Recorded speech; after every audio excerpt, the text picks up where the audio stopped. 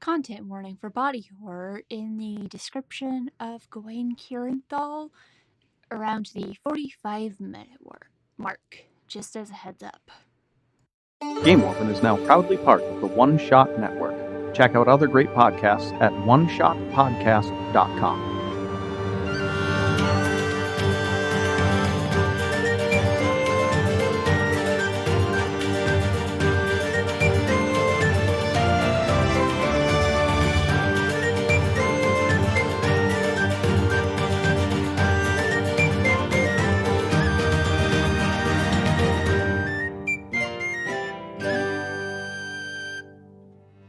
The 763rd Bitter Litany, Chapter the 2nd, Personages of Consequences, continued.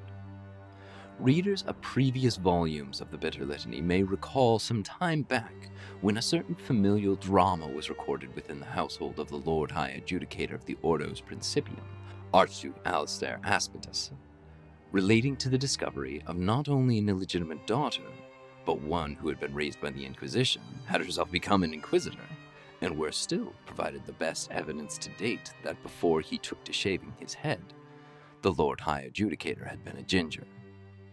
The woes of House Aspetus continue, it would seem, as his legitimate daughter has been whisked away in a manner that speaks to propensity for similar improprieties to her highly adjudicative sire. Whether this would prove beneficial or detrimental to the prospect of currying favor within the Ordos through the marriage of his daughter remains unseen, though one suspects the Emperor's gabble will arrange things as such to maintain face in polite society. One wonders if he would finally find some use beneficial to the house for his inquisitorial daughter Lorelei, who, at present, is often observed going from place to place, procuring oddments and at times conversing with people. Given her rather impressive penchant for causing somebody attempting to follow her to be following her no longer, one suspects that the Inquisitor Aspetus, and I do relish the honorific being placed before the old Solus's name, has many conversation and procures many oddments unobserved as well, and perhaps has thoughts of her own as to how she might benefit the house. Somewhat more is widely known of our next subject, the Marquis Bahamut Imperialis, Count of Lancet and Durkinshire, Earl of the very charming Knockold Lane, sibling to the heroically dashing Lance Constable Margrave Regis Imperialis, public intellectual of late of the Nacilian theories, and the wearer of a very fancy cape. Dear reader, if you had not had the pleasure of seeing this cape, it is Imperialis gold lined with imperial purple, heavily brocade and with a very high collar that frames the Marquis's face, and the way that it moves. Some lesser dandies will put on an article of interest, and you will often find that they are worn by it because they have not taken the time to fully know it. The Marquis Bahamut knows their cape very well. Now, of course, much is said about the city of the exploits of their brother, the Margrave Regis, who is, as near as one might tell, highly favored within the High House itself. However, unless he is off to perform some glorious heroics leading the Imperial Cavalry, where Regis goes, Bahamut can generally be found as well. Is this for the love that they share? Is it for rivalry? Is it merely because the sleek precision of the Lancer Constable's uniform, also in gold, though accented with blood red, enhances by contrast the Marquis's very fine cape? I suspect it is all of these, for no small part because there are indications that the Grand Duke Maximus Rex wishes to see a member of the High House as the Prince of the Empire. Should that be the Grand Duke's ambition, he will need first to contend with these conditions. The Archduke Vladislav Zonakostovich remains favored, and he is, blissfully, not in the city at the time of writing. But his daughter is. The Archduchess-in-waiting Renatia Zonakostovich is a force. Petulant, demanding, she is well accustomed to bending those around her to her will, which will serve her well as she enters our society in the place of her father. There are no rumors that she murdered her father in order to take his place. Many know the history of Archduke Vladislav's ascent in the broad strokes. ruling disfavored lands, securing the Blood River Bend by marrying off his third daughter Canostia to Scion Brazen, who became the whatever their parochial word for a warlord is out there, and then the Brazen became the greatest weapons for the Undying Empire. The Archduke's daughter Lenadia is often conspicuously absent from these recountings, while Renadia's absence is rendered inconspicuous. The Archduchess-in-Waiting's visits to the city have been infrequent over the centuries, and this author is anticipating getting to know more of her. Now, of course, her time within the city will likely not be all social calls, which she attends with a sharp wit and a commanding presence. She shall, in her father's place, attend to matters relating to the maintenance of the Imperial Navy and how much faith ought to be placed in the descendant Dunes and their ability to manage it. There is also a matter of some interest in the recently founded city of Primsol, having to do with the mines and who can claim ownership in the wake of some recent unpleasantness.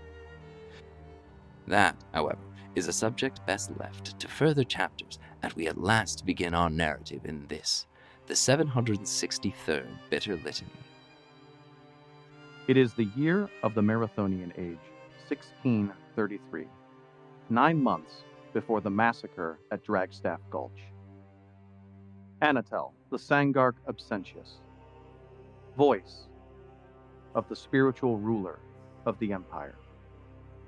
The Sangark's voice is heard by many, mostly the very weak and the very powerful. But those closest to the Sangark never see him, never speak to him, and never take audience. Anatel, you receive your orders in dreams. And tonight, you receive a particularly unfortunate dream, paired with unclear orders, as is fit for one of your station. For the Sangark delivers missive and expects his most trusted advisors to act in his interests and the interests of the Emperor alone. You see a map of the Empire, the city, the Imperial City, represented like a beating heart, the veins, which are the streets and roads that cross the entire Empire, pulsating with each beat of the city. But at the very edges, creeping up the veins, a rusty soot, coming from every city, every township, village, and thorp, and with every beat, it climbs ever and ever closer. And when you see a dagger slice one vein open, spilling soot across the land, you awaken. Anatel, what are your first thoughts upon receiving this vision from your master? Vindication. It's a confirmation of what I felt my orders already were. And what do you feel your orders already are? That the heart of this empire can only beat so strong. A healthy heart moves the blood through and it keeps those things that would stop the flow of blood at bay, but if that heartbeat is let to slow and be corrupted by things undue, then ruin one slice of a blade. Where did the knife stroke land? It's an area that I don't think Anatel has ever really cared about. The only reason Anatel knows about it is because a lot of the nobles keep talking about the fact that it's floating now, and that's apparently a big deal. But it truly, all of that talk has just come out like Charlie Brown adult, just like noble, like when nobles talk about stuff that doesn't seem of interest, it all kind of blends together. Anatel, what do you do? And feel free, you are welcome to describe your chambers, yourself, any sort of scenery, set dressing. Previously, we kind of established that a lot of the more noble or higher ranking vampires in the Empire aren't really like super vampiric. It's only when they kind of like give in or like use their powers that they start to look more monstrous. But I think that's more of a nobility custom, right? The idea of like not making yourself too kind of like the idea of like, you know, certain times you don't want your like officers to be too stand out too much, or you don't want like the common folk to not be able to see themselves in you to a certain degree. I think for the church it's a little bit of the opposite, because the more vampiric you are, thus the closer you are to the emperor. So why wouldn't you want to embrace those aspects? So I think it's like a sallow, pale, dried skin when he's not focusing on like being a bit more presentable, and because there's a certain like balance of wanting to look kind of ethereal and like holier, like more otherworldly, but also you don't want to look disconcerting. Usually there's like a perfect amount of distance that Anatel's appearance tries to create between themselves and the common person. So I think the biggest thing, other than just like the general gauntness, is that their eyes are like two drops of black ink in freshly spilled blood. Like that's what they look like. Piercing and unchanging. They don't even dilate. It's just the same. It's the same fucking size every time. Yeah, and it's like that like Vanta black for the pupils, like just Oh yeah. darker than black. What do you do? Where do you go? Who do you speak with? What is your business? My first business is always to just attend to the small paperworks of the day. You know, there is bureaucracy within power, but I think that my first port of call is I just go out into the streets. There is like a section of like a town square that is known for, every so often, members of the church. Sometimes, most of the times, it's just like a local blood priest or maybe someone visiting, but every so often, more important people will come out to speak. And so it's kind of like a, you know, every couple days, maybe once a week for some of the guest speakers. Everyone knows to just come gather and be spoken to by the Emperor's most faithful, so that they And may are be. you meant to speak? No, but I'm going to. I want to choose between a move here. This sounds like either like survey your kingdom or tend to your own affairs. When you survey your kingdom, roll. On any hit, you may ask history, that's me, questions from below, all at once, or as events unfold, so you can hold some questions too, which I must answer honestly. Or you can tend to your own affairs, spending a token from your position. Name the attachment you attend to and how you do so, then ask history what you must sacrifice in order to make that time. This definitely feels like a survey the realm, because I'm also going to be using one of my Barrow rules at the end of it as well. Do you have a Barrow specific move you'd like to make instead? Yes, absolutely. All right. I think that would supersede any basic move. So, what is your move, and tell me about it. When you, in bold, when you preach the Emperor's will, spend a belief token. I will spend one of my 2. Tell history what omens you have seen and choose the command you interpret from them. You can spend extra belief tokens to deliver additional commands. Do you roll or do you just spend? There is then a roll. Do we want to do the roll first and then I'll give my speech, or do we want to do a little speech? I'm a big fan of roll first then, because if you roll like shit, then you have to. It's more fun for you to have to role play a really bad speech. Absolutely. I'm gonna actually spend 2 belief. The command I interpret from them is, I'm gonna say that the High House Imperialis is wicked and must be punished, and that the Administratum is blessed and must be followed. The Administratum is blessed. Yes. That's delightful. How wonderful. Tell history what omens you have seen and choose the command you can spend extra belief. Okay. And then there's a list here. So a person is wicked and must be punished. That's the high house. And a person is righteous is the administrator. Exactly. And go ahead and give me that roll. Yeah, I'm just deciding what stat feels the best. I think that this lies in mist, because mist draws on the lies that you tell and the secrets that you keep, because this isn't like what I fully believe to the populace. This is what me getting the populace to do what I want about what I believe. Right. This is a manipulation. 7. On a 7 to 9, it is followed without true conviction, and will be ignored by plenty. Sounds about right.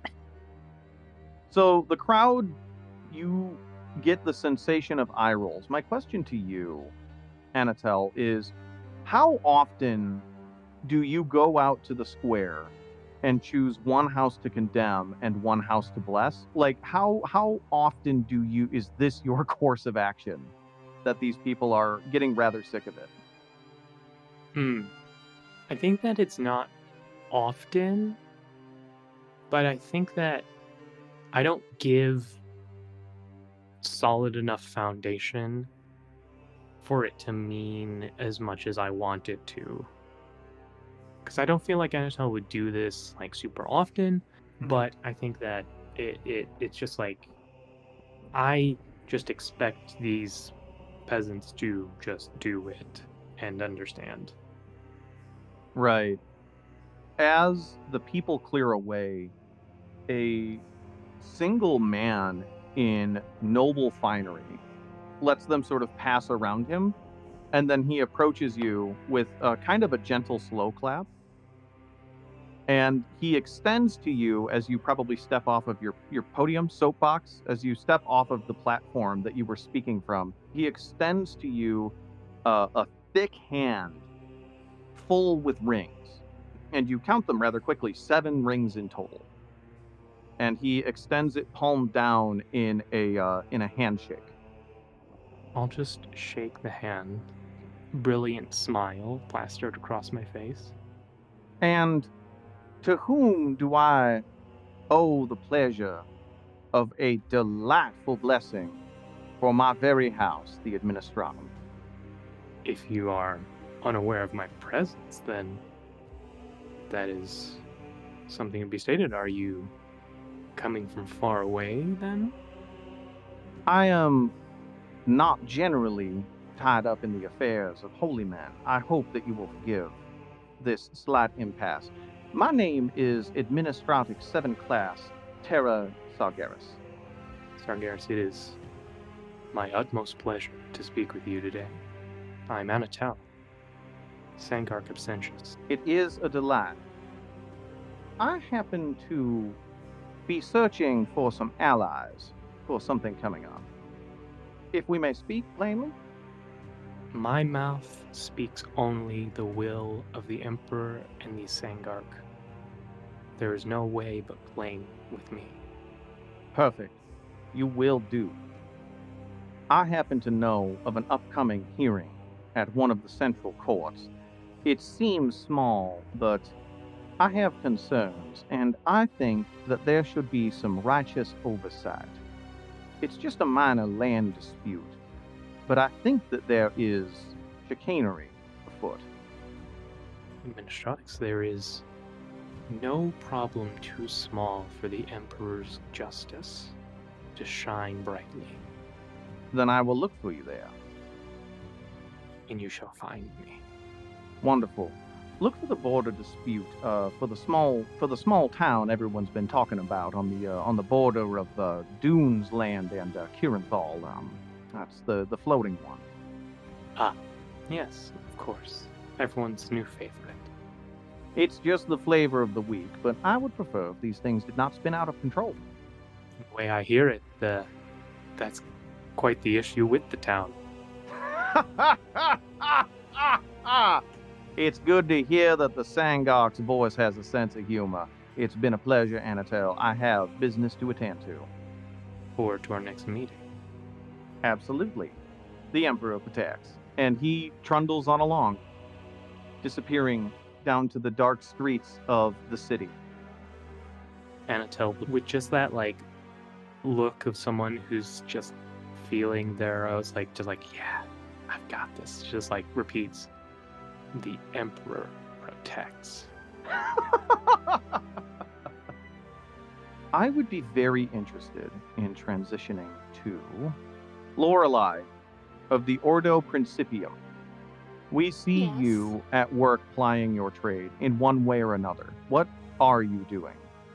Lorelei is simply walking the grounds, watching the training of the guard and the soldiers, watching to see who's coming in, who's leaving. She's known for walking the grounds regularly. She doesn't stay still very often, and when she does, it is with great intention. But she wanders around and speaks to many people. And who do you speak to and what about? She has conversations with different generals, admirals, lieutenants. Some of them might just be brief exchanging of pleasantries. Some might be longer conversations discussing business of sorts. But also, she occasionally will cross paths with a servant or an attendant. And those conversations are not always quite as obvious. When you say not as obvious, what do you mean? We can lift the veil here. We're not fully scheming just yet. Something along the lines of passing notes, or I'll be ask simple question of how are things going, and then they'll drop a sideways some sort of drama or scheme going on that they think I might be interested in. Well, yes, I do travel a lot. I've been working in this city long enough and often enough that people know it pays to drop me hints. I feel like this move is definitely a survey your kingdom. Do you agree? Oh, I was gonna tend to my web of informants. Oh, okay. You want to use a class-specific one. All right, yeah. Go for it. Yeah. And what's really fun is it's roll with no aspect, so it's a straight roll. Okay, great. Read the description for me. On any hit, name 2 people who interest you in history. We'll tell you what schemes, indiscretions, weaknesses, or relationships. You gain 1 secret token. On a 10+, I gain an additional secret token, and I can ask you a follow-up question. Okay, all right. Roll, Hey, what happens if you fail? Do I get to slip you bad info, or? So on a miss, I gain 1 secret token for my pains, and you choose. Your informant shares scraps of information that hint at conspiracy or machinations lurking in the shadows, or you discover far too late a scheme already brought to fruition in your blind spot by enemies of you or the crown. Thankfully, I got a 7. Okay, good. So, name 2 people who interest you, and I, history, will tell you what schemes, indiscretions, weaknesses, or relationships of theirs your informants have uncovered. I'll say Lorelei's always. Well, actually, no, her sister's currently on a sabbatical of sorts, but she likes to keep an eye out on anything House Magmallow might be up to. House Magmallow.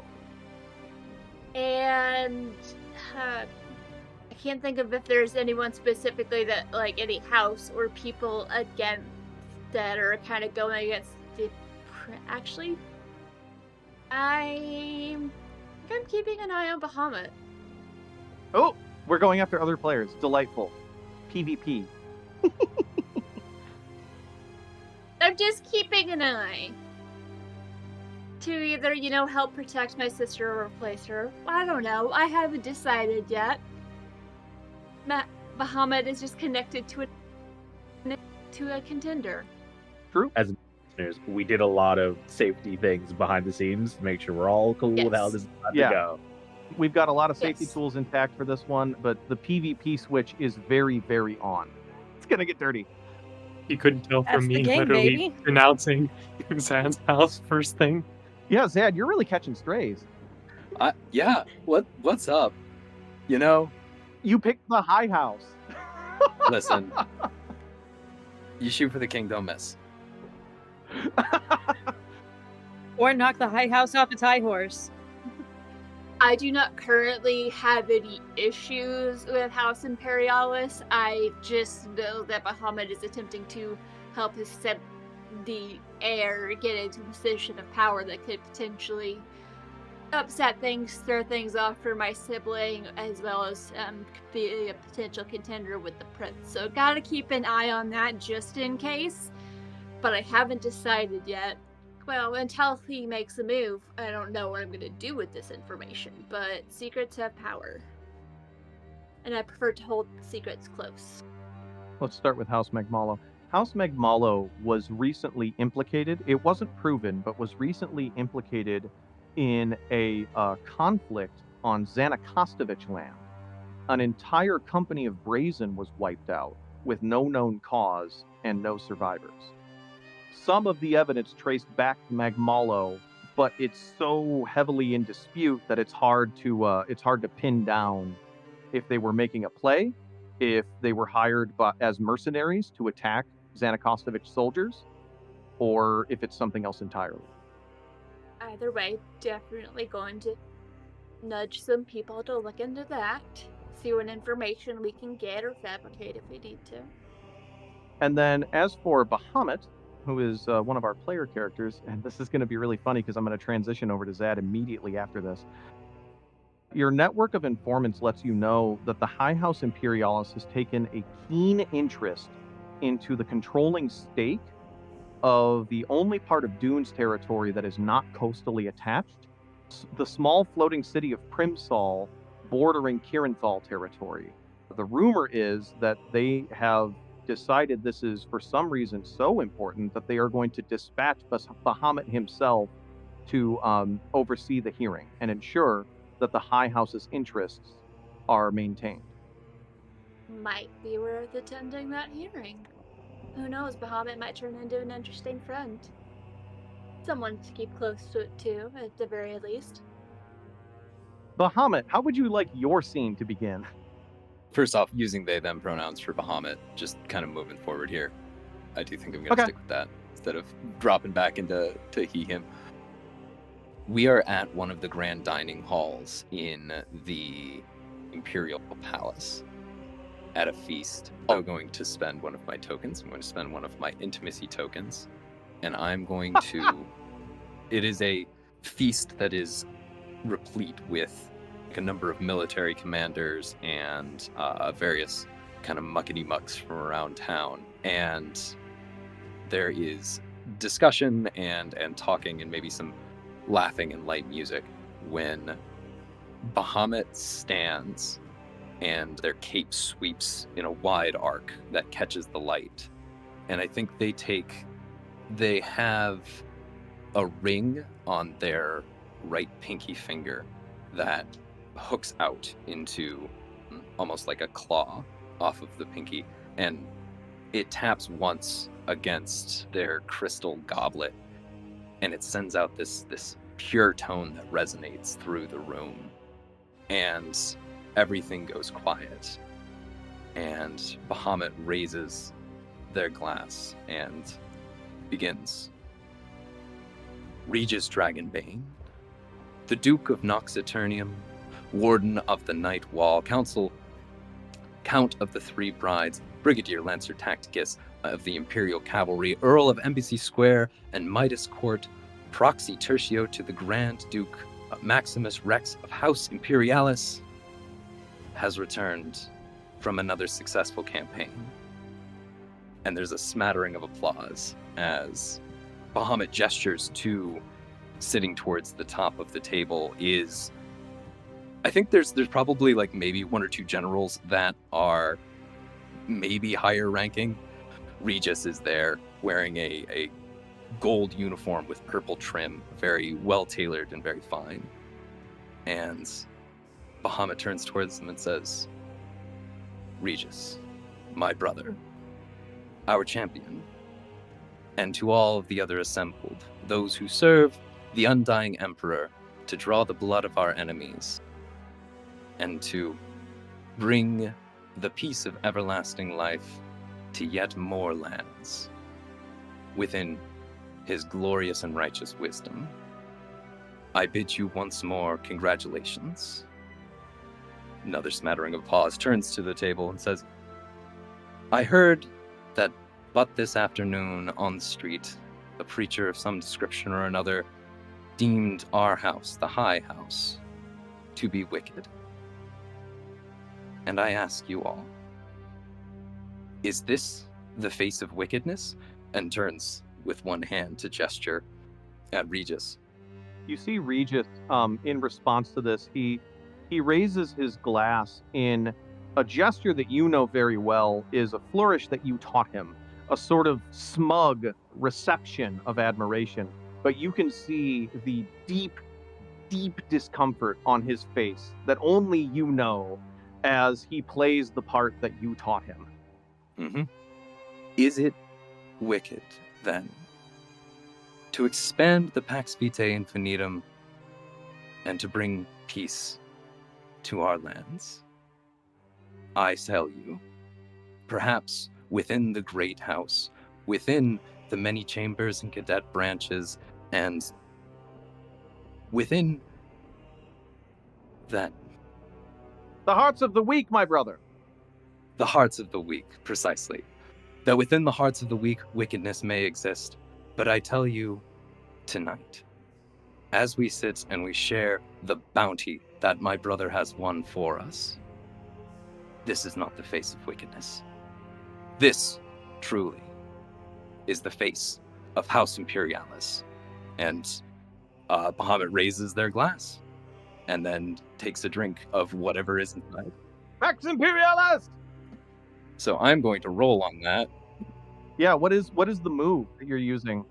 Draw all eyes to you. Spend an intimacy token. Tell history how you catch and hold the room's attention. Then roll. And then I get to choose from a list. I got a 9. Oh, it doesn't say a... So I get to add something. That was probably what? Embers? I feel like that's Embers. That felt very Ember-ish. So I got a 10. Okay. On a 10 plus, to choose 2. And then I'll ask the table who is struck by your looks, drawn to your kindness, unmoved by your charms, offers you a splendid gift, seats a private audience, will sing your praises from now on, or becomes one of your admirers. So, as everybody is celebrating and drinking and clapping and toasting my brother, I want to know who here is unmoved by my charms. Doesn't matter if we're there in character. Oh, would one of you like to be unmoved by their charms? I mean, if it's a lot of important military officials, would I be there? I feel like I feel like these scenes are happening simultaneously. Gotcha, fair. Yeah. So yeah, when you said at the table, I thought you were literally asking us if we. Oh. No, that's not a requirement unless one of you actually does want to be there, and it makes sense to put you in that room. I don't think I have a reason to be there. Okay, I was just clarifying. Yeah, that's cool. I mean, I think I know one person who it would be very funny to have be unmoved. Who's that? Regis. Fucking Emperor. Oh, the Emperor isn't here.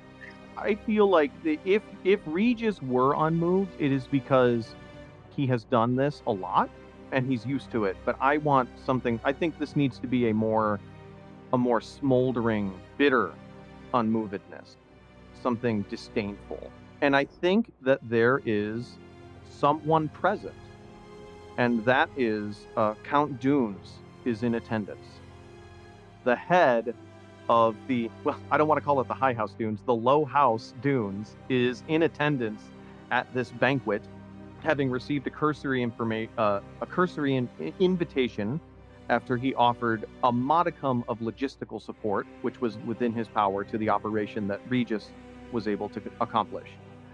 He is sitting in the back, and you see that he is talking to and looking at and shaking hands with everyone except you or Regis, and he's doing it in such a way that it is obviously on purpose. Well, fascinating. And then I get a second one here, and I I like the idea of maybe one of Lex or M's attachments is the person who like comes away, because then we can cut to them being like, I heard this speech from this. That's kind of like, fun. If someone wants to Ooh. offer up an attachment, well, depending on what, I guess depending on what Zad's choice is, we'll know what answer is best. Oh, that's fun. So this is the thing that Rob and I never clarified. Rob, is your character my love interest, or is it you an full NPC? consent. Yeah, absolutely. Okay. Is your character my love interest? Is a great question. Do you like me? Check yes, check no. Yes, or yes, of course.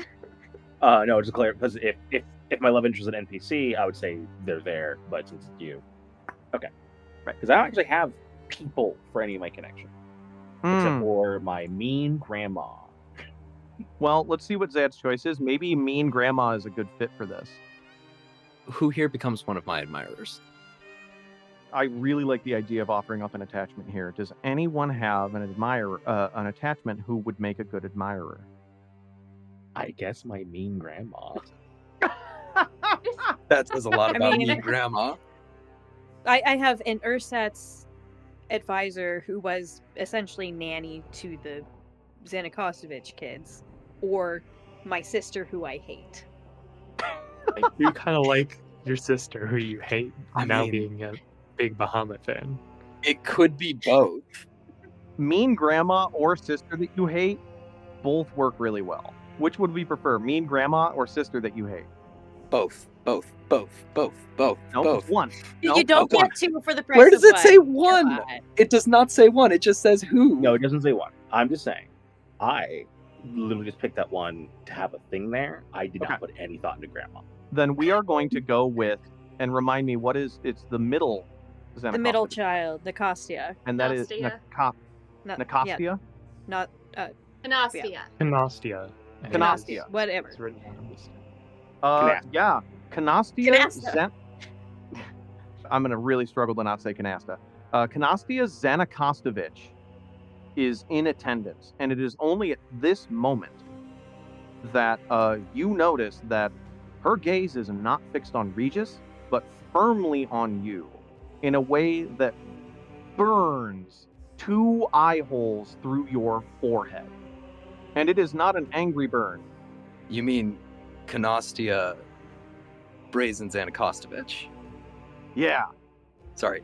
You mean Canastia Xanakostovich Brazen? Let's be real. Her former husband's dead.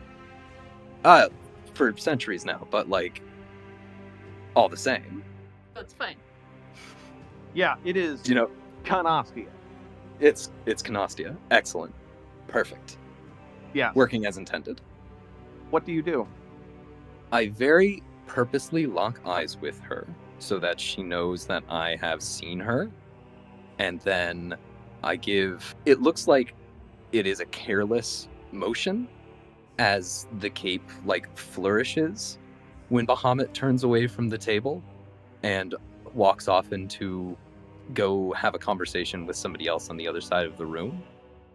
It manages to be both casual and ostentatious as they turn away from Canastia to go speak with another admirer, with somebody else that Bahamut knows.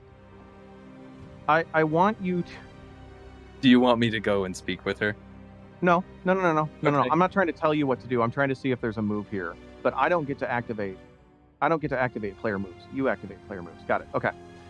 Do you want sorry, me to- Powered by the Apocalypse. No. What I want to do, I'm just gonna do the move that I was gonna do, and I don't have to roll for it. I'm in like D&D brain here, so I'm just like unlearning that. You lock eyes with Canastia, and then you go to do your flourish. You start your flourish and realize that your eyes are still firmly attached to hers. And thanks. then all of a sudden, the room has stopped, space has distorted, and she is standing directly in front of you.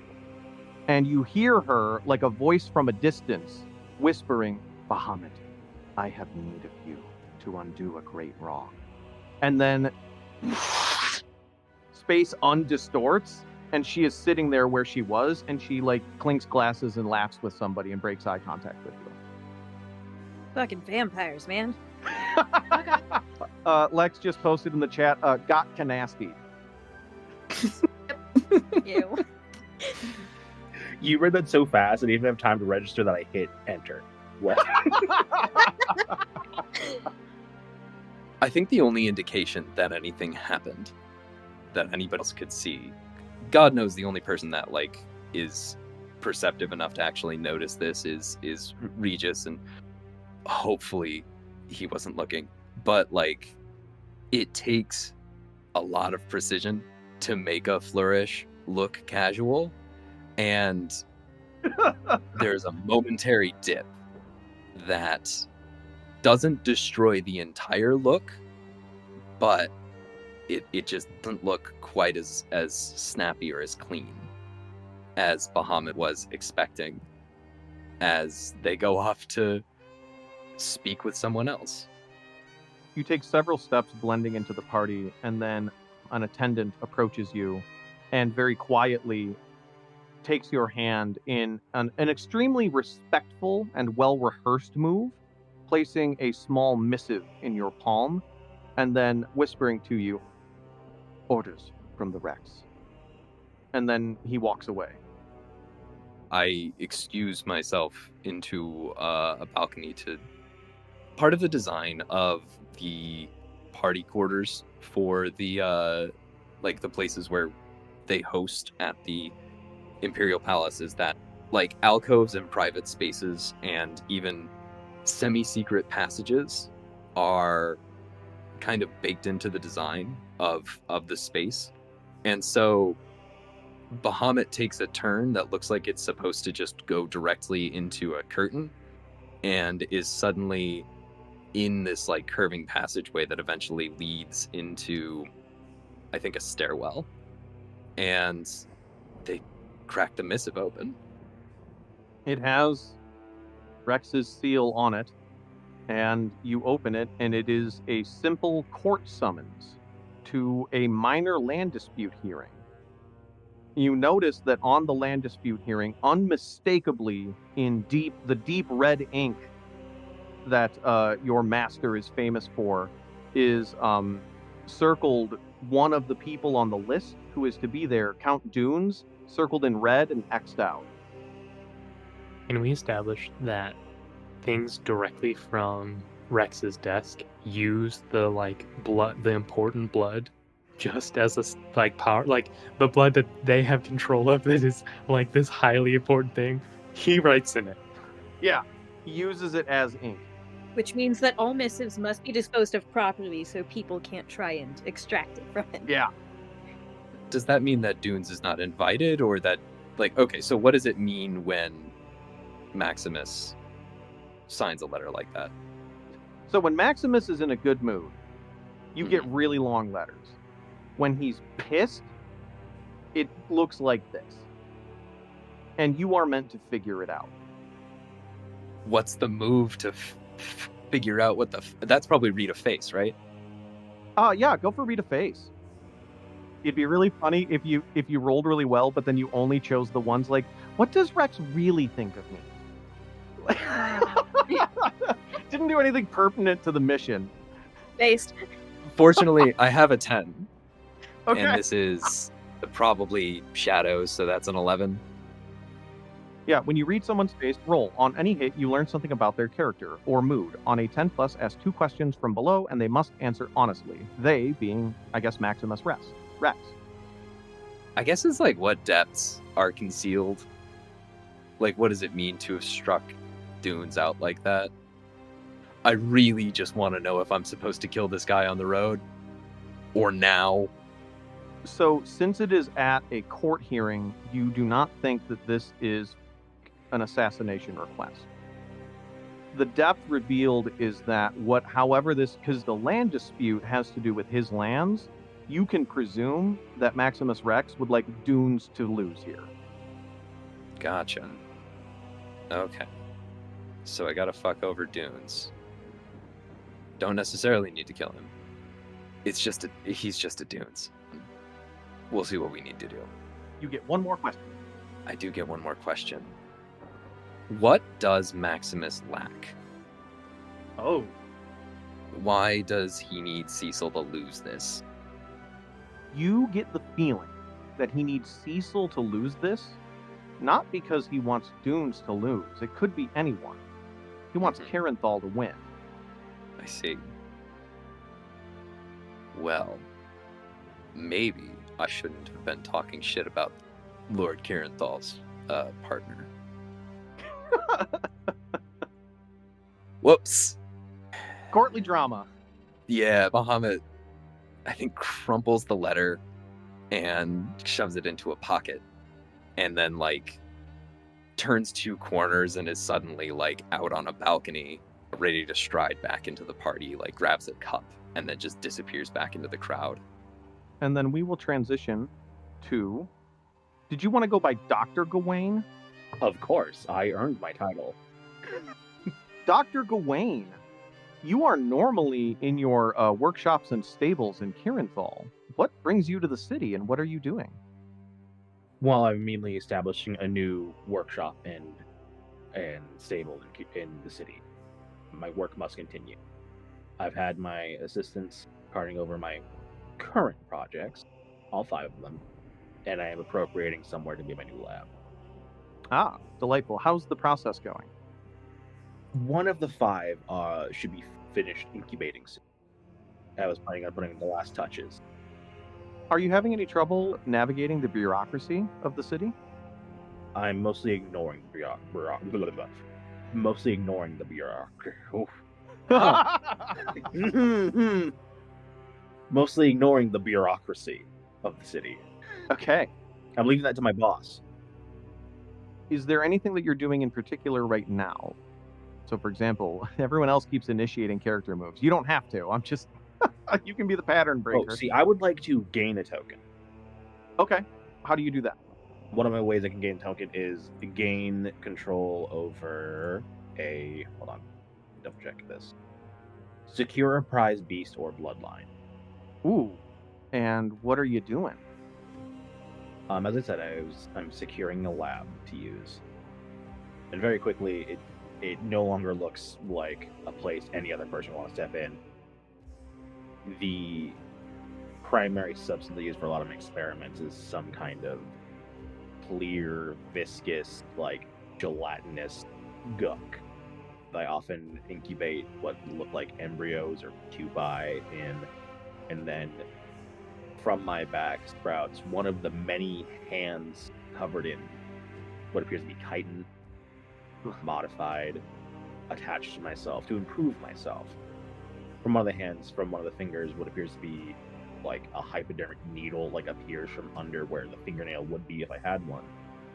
And I inject my blood into what the hands are autonomously tinkering with, which is like a orb of the same viscous whatever with like a little embryo inside, and it becomes dyed blood red as I'm finishing a project. And I place it into like a beaker, and it looks like I'm pausing to try and think of a name for the project. I'd fail to think of one. Dr. Kirinthal is not amazing at naming things. All of the names for their projects are very simple. But they turn to their 5 fully grown eggs that they brought with them. And now here's the thing that I wanted to bring to everybody. Okay. Because my character is effectively military R&D, right? So whatever of these projects succeeds is like a thing in the military in the future. I kind of wanted to have someone roll to see which project is finished first. Oh, that's fun. Ben doesn't get to roll dice in this system. I feel like I ain't touching nothing. Oh, Right. No, listen, I love it when I don't have to roll the dice. I won't even look at them. I rolled a 5. Oh, a 5. but that's the Shit. worst one. Do you have a table? The 5th one. Oh, no. I do. Yeah, I had a table. The I had a table liquor. 5. Oh no! Resident Evil! Dr. Gawain, reveal your dark work. The one that is on its way to hatching is codenamed Project Silence. And coming out of like the egg sac, bursting out of it with it still filled with like that red fluid, crawls at a creature that looks something between a bat and a wolf and a locust, crawling on 6 limbs. That's fucking awesome. Is it quiet? As it opens its jaw to let out some kind of sound, instead of creating noise, it stops all sound in the vicinity. Ah, that's why it's called fucking Project I Silence. understand the Awesome. name now. Uh-huh. That's rad. Take a token, because that's fucking sick. As it closes its mouth and ceases its untrill, you hear a gentle slow clapping behind you. Someone has entered your workshop and is admiring your labor. I'd appreciate if you gave me the time to celebrate. It's not every day I get to welcome my son into the world with his first birthday. Well, it's simply a delight. Do you take commissions, Dr. Gawain? All my work is from my muse. Perhaps we can come to an accord. My name is Administratix 7th Class Terrasargeras, and I am here specifically to request help from you. I don't know what help I could give to someone from the administratum. Unless you're looking for enhancements of some kind. We don't need enhancements. As I speak, the other hands behind me are like continuing projects on the desk. Continuing to mix chemicals and inject like embryos with various things. You can tell that he is spending a lot of his normally smooth composure on just maintaining a relatively straight face, but this might be beyond him, what he's experiencing right now. You feel like you're facing someone who might be in just a little too deep at the moment. There has been a minor land dispute, and though all of the paperwork is in order, even among your betters, we're interested in seeing if we can commission an experiment, a demonstration of the power of one of your creations, say on the southwestern border of Kiranthal. Remind me, Ben, what's on the southwestern border of Kiranthal? Primsal. I'll be honest, I'm not particularly interested in this proposition of yours. This will guarantee further funding for your efforts going forward. Funding is nice, but so is artistic integrity. Oh, you will have carte blanche, my good doctor. You need only provide what we need for one small little thing. And if I may ask before you go any further, because I do not want to take up any more of your time, do you have anything that can dig man-sized holes through stone? I look at one of the projects. There's something in the works. Very good. You see one of the egg sacs just marked Project Magma. Delightful. How long until the works have been worked? A growing child needs time, and patience and care. Still to be ready when they're ready. All right. But would you be willing? I do believe I'll need permission from my direct superiors, but if I am given an order to do so, I believe I must do so. I have ensured that the proper writs have been delivered to your chambers, indicating that it is at your discretion. Now, the writs may not actually match what is to take place, but I assure you the paperwork is in order. It would take the finest inquisitor in history, perhaps even something otherworldly, to uncover the web that we're weaving here. I'll be frank. I don't particularly desire to be drawn into whatever machinations you have. Well, that's fair. You don't need to. All I need you to do is provide a chimera, and then serve as an expert witness saying that the holes were not dug by a chimera. If it finishes gestating at a reasonable time, then sure. Use it as you will. Well, all right. Thank you very much. We will be in touch. Please notify me when this opportunity becomes available.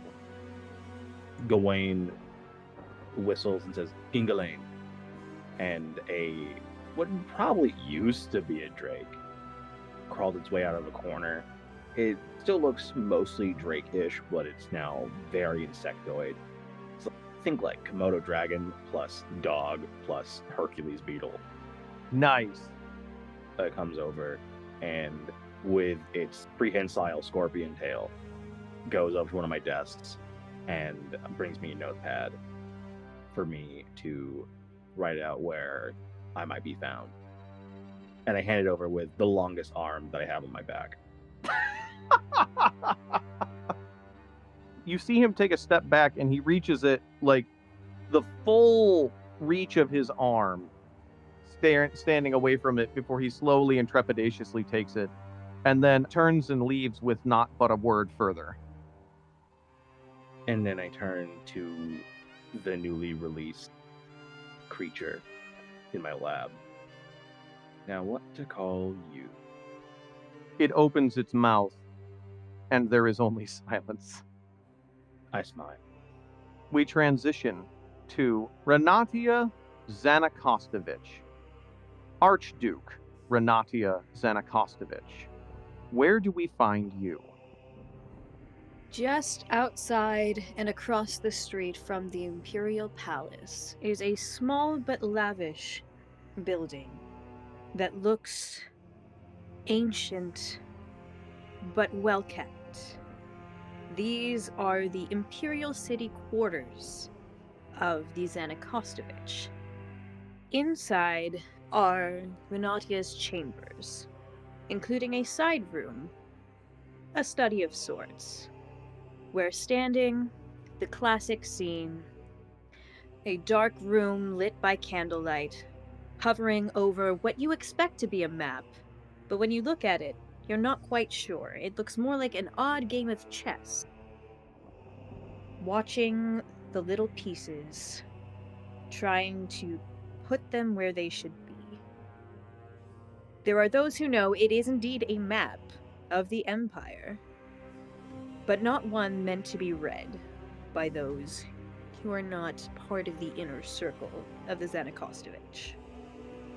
And I think what I am doing here is indeed surveying my kingdom. All right, let's survey away. I rolled an 11, Oh my goodness. Dice have been hot tonight.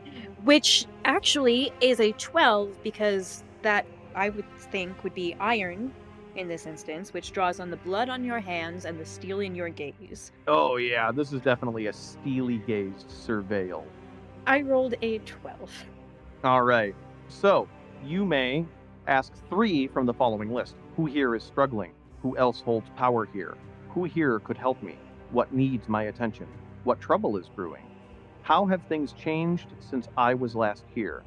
What here is not as it seems? Where do my attachments pull me? Oh, these are so good for right now. I would like to start with what needs my attention. What needs your attention? You see on the map, and you received word of this as well, an entire brazen company was wiped out on the way to the Bowerlands recently. There are several possible causes, including direct betrayal by House Magmalo or someone hired House Magmalo. Well, that simply will not do. How about...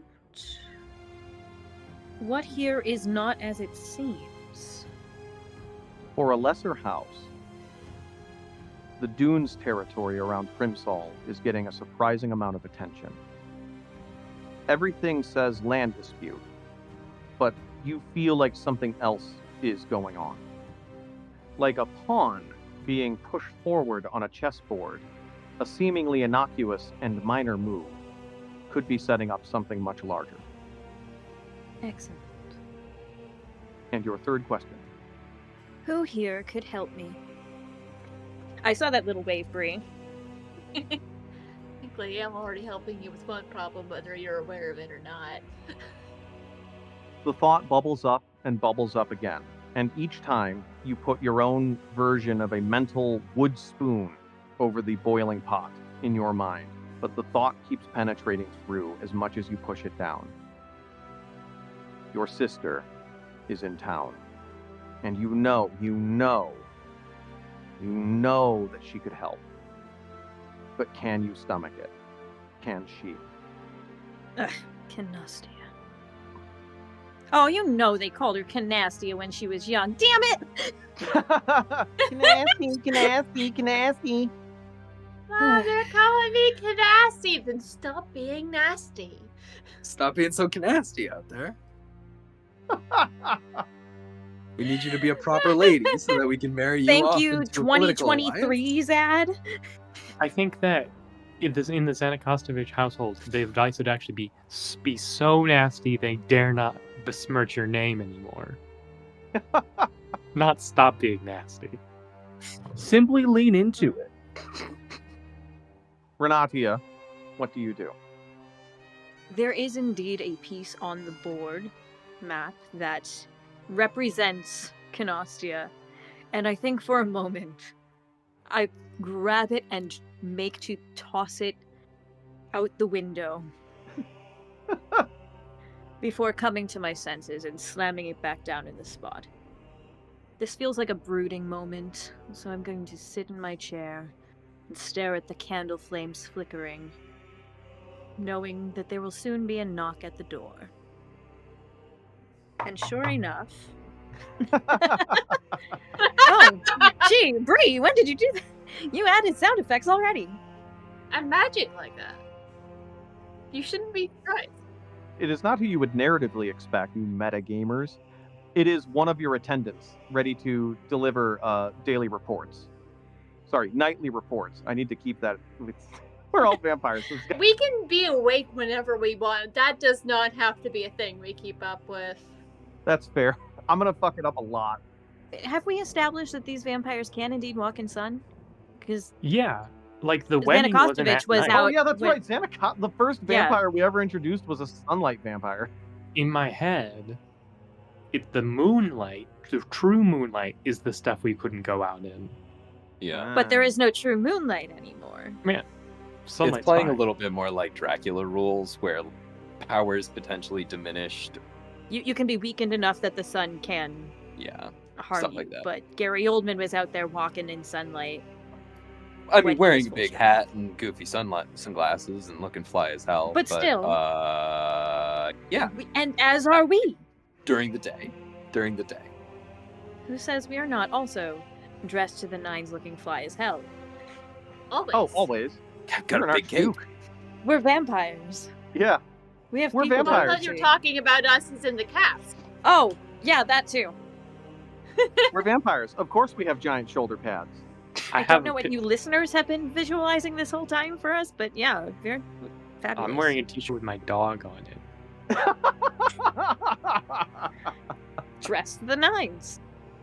Take whatever you're picturing just a little bit hotter. You might be close. Never. You'll never get it. The attendant speaks up nervously, very nervously, simply saying, "Reports? My liege?" Well, report. You want me to read them? Are you capable of reading? The Archduke preferred to read them himself. Well, the Archduke had questionable literacy. Very good. And he has, I mean, it's a pretty big stack. And he opens it trepidatiously to page 1 of the reports and starts reading them off. Mostly about taxes and liens on your lands. A lot of financial information that he stammers through painstakingly slow. I'm just staring at him in the eye. Oh my goodness. A little tap, tap, tap of a nail on the table. Can you do the move draw someone out? Ooh. When you draw someone out, ask a question or share your thoughts and roll. On any hit, they reveal their true feelings or share what they know, whether they mean to or realize so or not. It says ask your question or share thoughts and then roll, so I suppose I should do the... You can ask me the question that you want your attendant to let slip. Right now, my concern with this man is the fact that he is at all still thinking about what a previous Archduke had to say or think or do about things. Hmm. When I've been the one in this position for... when did Vladislav disappear again? How long ago? Been a couple of 100 years at least. Mm-hmm.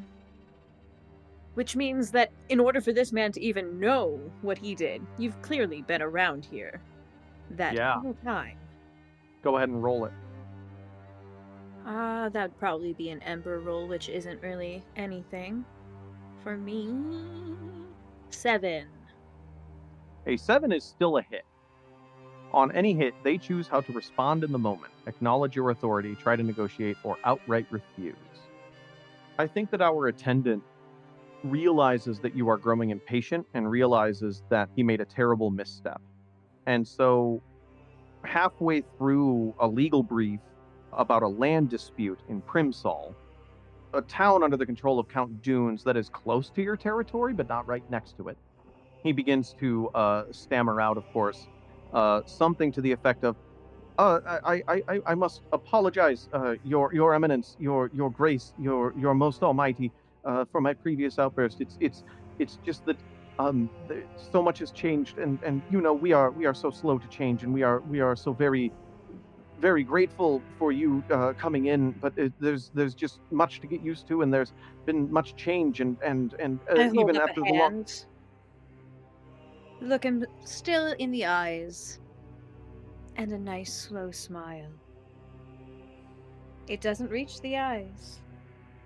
And it certainly shows the teeth. But if you didn't know any better, you'd think, of course. I understand. Not everyone is quick to pick up to changes. You can leave the rest. Clearly you've had a taxing day. He sets them down and, like, still bowing, exits the room walking backwards, leaving you alone in your chambers. And as soon as he's gone, drop the face. Like a waitress going behind the bar. Like, yeah, I'll be right back with that. Oh my god, people! Crimsol. Again. Clearly, something is going on with this. Perhaps I shall ask Grandpa Lucian what he thinks of the matter. You have been listening to Game Over, a creative storytelling collective building a world one game at a time. This week we have been playing The Bitter Litany, a Powered by the Apocalypse game of tragic fantasy intrigue by Luke Jordan, which is still in development as we play it, but keep an eye out for it soon. This week our players are the core cast of myself, Brianna Jean, TT Benjamin, Robbie Rowling, Zacula Green, Emily Anderson, and Lex Olden. If you like what we're doing, feel free to leave us a review on your favorite podcasting app, and you can support us over on Patreon at patreon.com/GameWoven, as well as supporting the network we are a part of, which is the One Shot Podcast Network, where we have just some truly amazing shows that we get to be affiliated with. And if you're